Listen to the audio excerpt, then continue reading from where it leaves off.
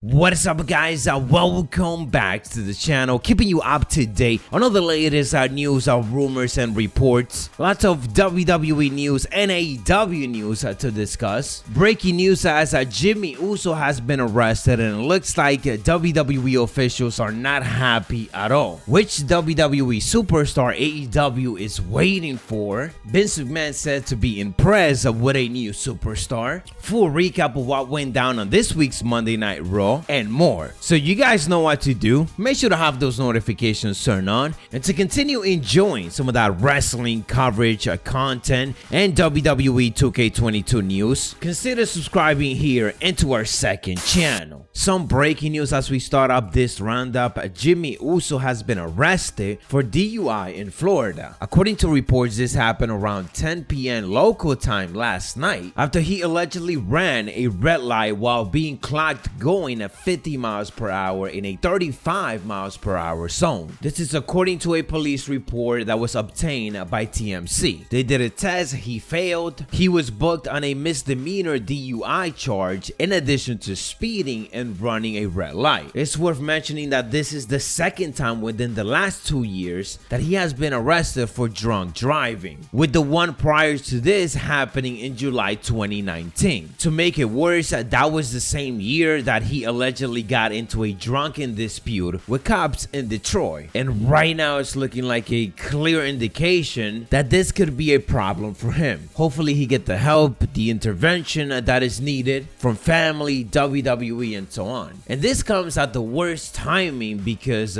Jimmy Uso has admitted a Roman Reigns angle right now. He is in the middle of it, right in the center of it since returning. Jimmy Uso returned to WWE TV just a few months ago, where he was inserted into the main storyline on SmackDown, that being with Roman Reigns and Jey Uso. Over the last 2 to 3 weeks, we haven't seen Jey Uso due to storyline purpose, as he doesn't know who to side with. His brother, who wants to be separated from Roman, and he wants them to become tag team champions again and go for that, or if he sticks with the tribal chief Roman Reigns, just like Roman wants him to be right next to him. With Jey Uso out, Roman managed to convince Jimmy to be right next to him, so the pieces are coming together for the three of them to at least be on the same page. And then this happened, which clearly WWE is not going to be happy about, because it doesn't make them look good, it doesn't make Roman Reigns look good, and it's obviously a problem. And it looks like WWE officials are not too happy, as WrestleVote reported the following. I have spoken to 2 sources this morning on the Jimmy Uso news. I can say with certainty that a few high-level people in power are extremely disappointed and legitimately pissed off over the arrest. This many times isn't a mistake or bad luck. It's personal judgment, not good. We will see what WWE decides to do. They have put this under the rug before and just acted like it never happened. That could end up being the case once again. Onto some other news. It looks like Vince McMahon is a fan of a recent call-up. Reports from PW Insider indicates that Vince McMahon wasn't initially a fan of the Eva Marie / Doudrop angle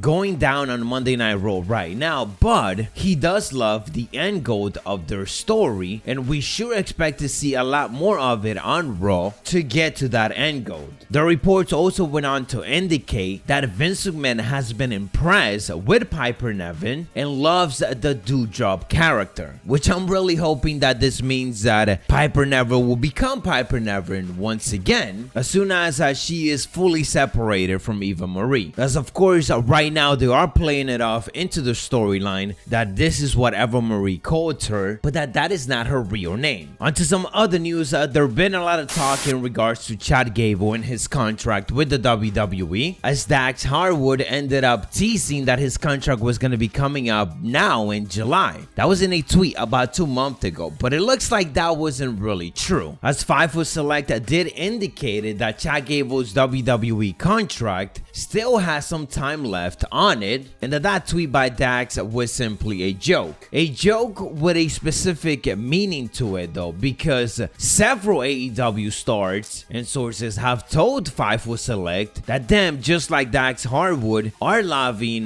the company to sign Chad Gable as soon as he becomes a free agent. legend. So it looks like Chad Gable is on top of the list of superstars that AEW really wants, especially as soon as WWE lets him go, if that is going to be their plan, which obviously will be a mistake because Chad Gable is an incredible talent. He is an amazing wrestler, and I wish that they gave him more television time when it comes to segment and so on. He is hilarious. He could be serious, deliver what he needs to deliver, and he gets it done. He's just one of those talents that WWE has on that roster. They could do so much more with him, but they just don't. To end it off, we're talking everything that went down on this week's Monday Night Raw, July 5th, 2021 episode. The show started off with a Miss TV segment in which the Money in the Bank competitors brought in some mayhem. So of course everything led to chaos, leading to a couple of matches between all of these superstars. First off, we had John Morrison defeating Ricochet by countout. So we got a good rematch from last week. That last week match ended in a no contest. This week it was a countout. Next week I'm assuming it's gonna be a disqualification, because knowing WWE, that's how they play it off. We had more Money in the Bank action as Nia Jax, Shayna Baszler, Eva Marie, and Doudrop